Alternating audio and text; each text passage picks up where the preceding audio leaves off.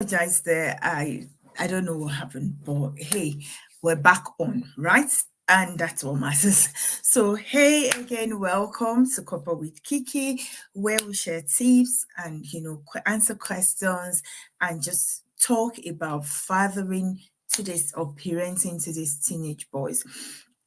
So earlier on, I was talking about, how where we've been in the past couple of weeks, where we've been talking about the father-son connection, establishing, improving, working on or developing the father-son connection. So if you miss any of the video, please check my YouTube channel or my Instagram and you would be able to catch up. Last week we talked about being the voice of influence in the lives of our sons, as particularly as a father. Now, today we're going to be talking about something a tad sensitive, and that's encouraging fathers. Sometimes it could be that things have gone wrong from the onset. You didn't get it right. You feel, oh, I have missed it, and now I want to begin to make it better. And while you're doing that, the boy is just not forthcoming, and a lot of the times, from experience and the boys I've spoken to, and even mothers that have opened up to me, one of the reasons why the boys are not forthcoming is not because they no longer love dad, it's not because they no longer cherish the time with dad or want to have connections with dad. It could be due to a lot of reasons, and some of which I'm going to mention now. And the first of them is that the boy has been waiting, he's been longing for that relationship with dad, but it just wasn't coming, right? And then the boy is discouraged and doesn't want to bother anymore. Two, it could be as a result of several disappointments that the boy have experienced from the relationship with dad. So, their hopes are lifted. They get the hope, I'm going to do this with dad, I'm going to have this relationship with dad, things are going to get better. And then everything breaks down again, and they lose, hope or faith in that relationship. Also, it could be because of what they are going through as individuals. Remember, these guys are individuals, they're people, they're growing, and they're going through the process with themselves, for themselves as well.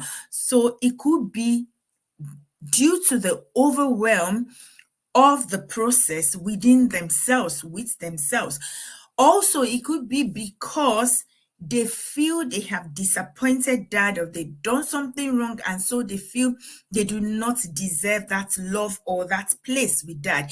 A good example is the story of the prodigal son, who had done all of that, and after a while he just felt, I'm going to go back and I'm just going to be a slave, a servant.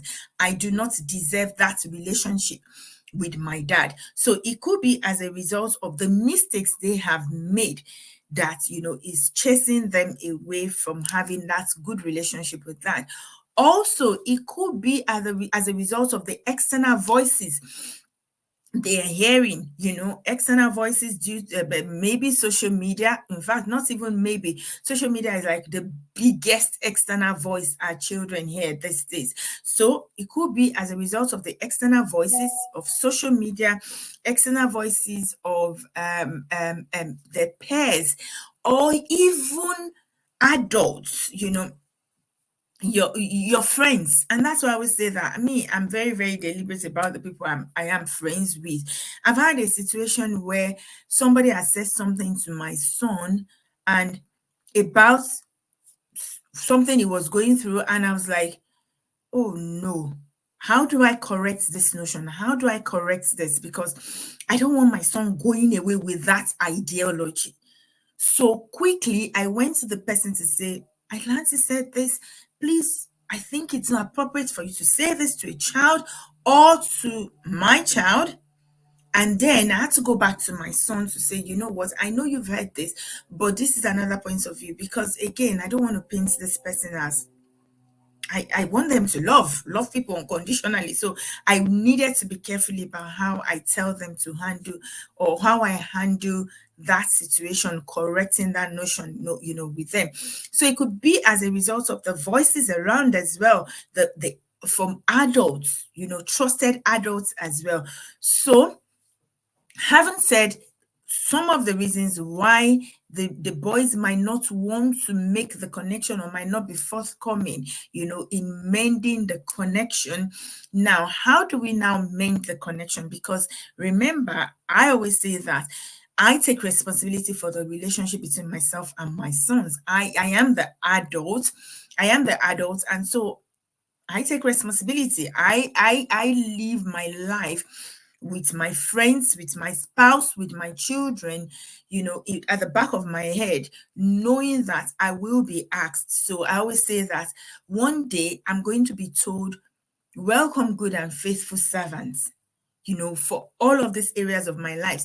And I also say to myself that God, on the last day when I face him, is going to ask me to give account of how I have managed the relationship between myself and my children, what I did in their lives, and then my spouse, and then the people around me, what I did with the gifts of friends, the gift of the people in my life. Remember the story of the parable of the talents, right? My relationship is part of my talents that God is giving to me. So I am always conscious of, how I deal with the relationships around me, because I am going to give account. So now, taking responsibility of the relationships around us, particularly of the relationship with our sons now, how do we now mend the relationship when the boy is not forthcoming? Remember, we talked about the reasons, so many reasons why the boy will be like, oh gosh, no, I don't want to do that with dad anymore. I don't want to anymore. But as the adult who is taking responsibility of my relationship with my son as a father, what can I do? The first one is reflect on the reasons why this thing might be and acknowledge it. How do I reflect on the reasons? Ask the boy, you know what, son, I need to have this conversation with you, and I want to indulge you to please, let's have this conversation. It might be difficult, but we need to have the conversation. Or if you tell my son that, actually, my first son particularly, he will just run away. He doesn't like, let's sit down. When we have serious conversation, and this my husband has learned as well, you want to have a serious talk with him, go fix the tires. Tell him to go and fix your tire, and while you're fixing the tire, you're talking about it. Or tell him to go help you, go shopping with you. Or I ask him to come and drive me to the store. Or, when activities are going on, we're driving, we can talk about something. Or when he loves maths, so when he's solving maths, I don't know how it works, that's when he thinks, his analytical brain just pops up. He's an analyst by nature. So identify when your son is comfortable to have conversations, in what mode, in what time, particularly when you're trying to mend and manage this relationship with them. And then when you ask, listen. There's something one of my sons said that, you know what, Mom, when I am telling you these things, it's not necessarily for you to tell me why or give me the reasons or make excuses, or try to explain it off.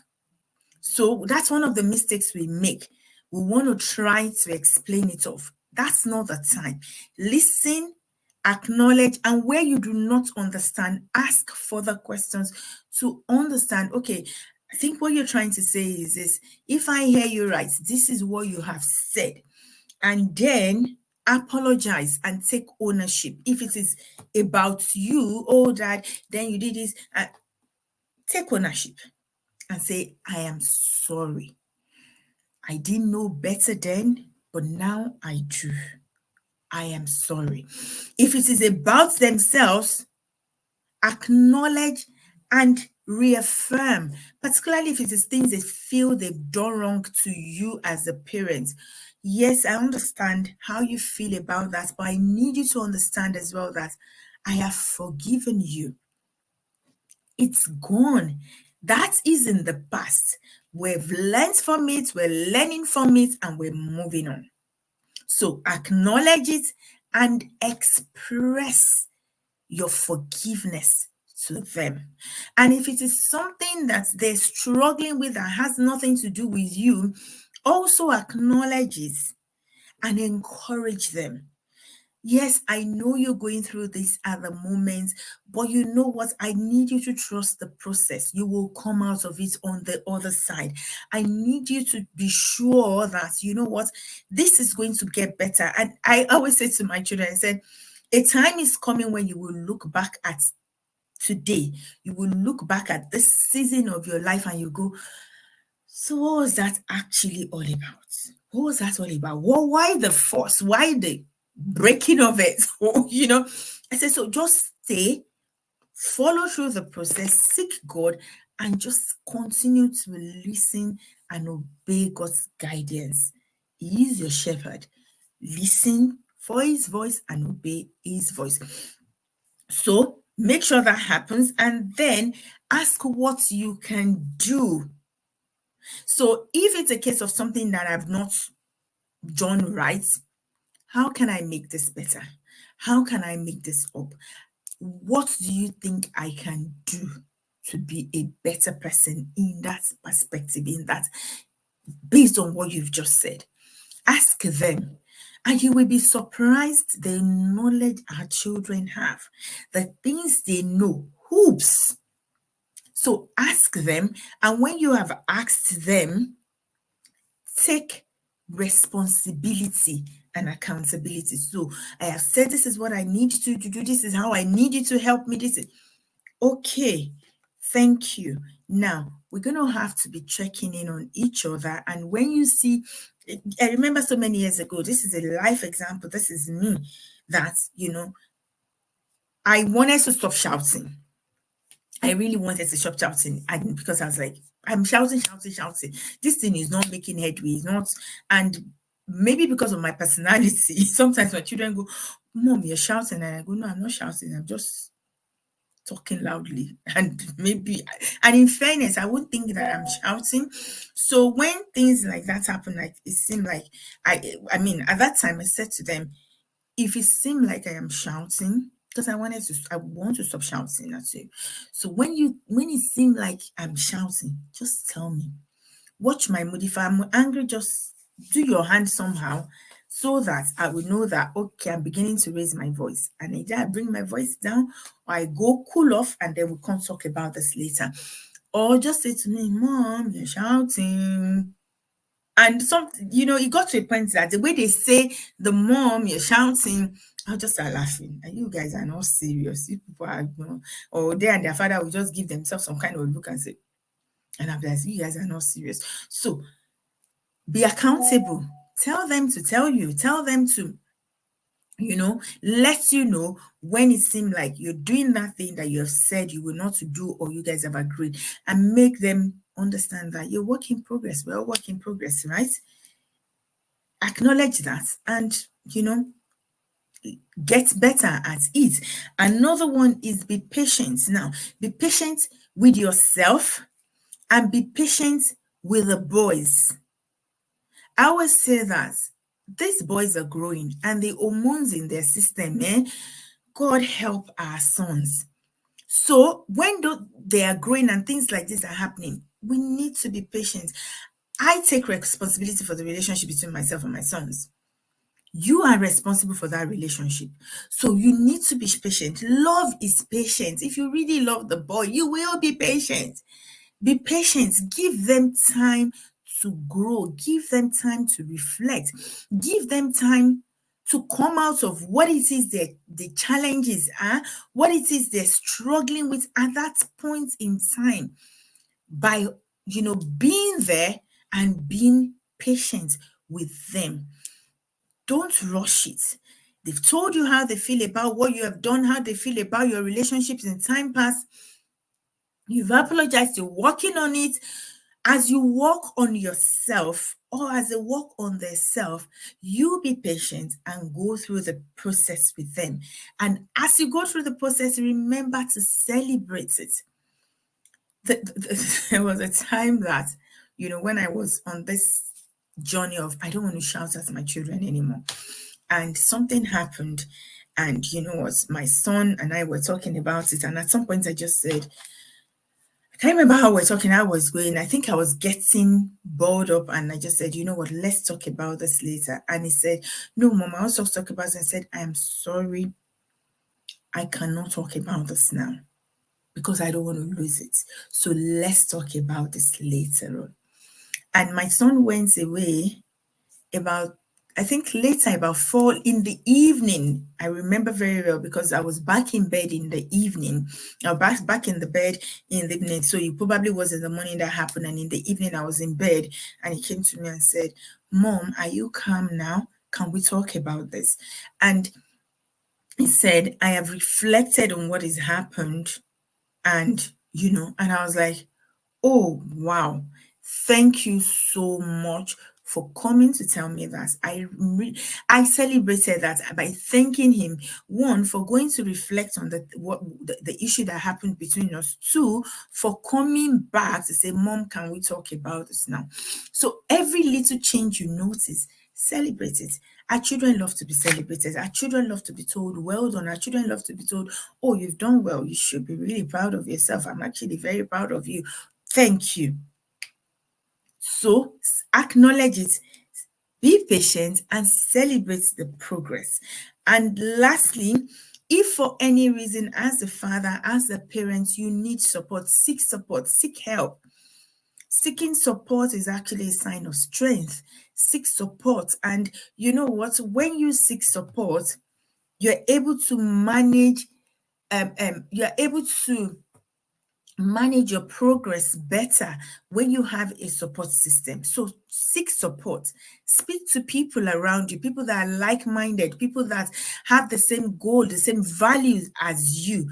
Join communities. We have the Better Dad Club, right? And I so much love the conversations that go on in the Better Dad Club sometimes. The next course of Better Dad Club is going to open in January, I think, or February. So watch out for the announcement. But I so much love the, you know, the collaboration in the Better Dad Club, where they come together to talk about things, their challenges, and you hear them sharing their experiences, and you know the teachings they receive, how they reflect on it, and what they're going to be doing, you know, off that. So seek help, join a community, seek support. Again, another reason why I love support, I have a women community that I am in. Another reason why I love it is because when, you know, they help you see your blind side. You know, when you're driving, you know, and you have to turn your head to be able to see the blind spots. These support systems help you see the blind spot and know, so it helps you identify what you can do or what you should do about it. Also, now to the reason why this is important, I think for me it's just one major reason: emotional stability for our sons. Any man that you see, any man who is abusive, any man who is timid, any man who is uncommon, any man who is not wholesome, it's not because he doesn't want to, but it starts from the place of emotional instability. It starts from the place of some traumas that they've gone through that nobody paid attention to when they're growing up. My goal is to raise extraordinary, exceptional, and wholesome younger men who would become great men, husbands, and fathers, right? But if they are broken, if those traumas, those childhood traumas are not dealt with, particularly with your help and love as a father, they grow to become the opposite of that. So if you want somebody's daughter to look you in the eye as a father, as a mother, to say, thank you for doing a great work in the life of my husband. Thank you for this exceptional man. Then you got to mend the relationship, because it starts with you and I. I hope this has helped today. I hope you've learned a bit from it. If you have any questions, please do not hesitate to ask me or send a message, and we'll be right there with you. While you're on this, remember to subscribe, follow me on Instagram, and subscribe on YouTube.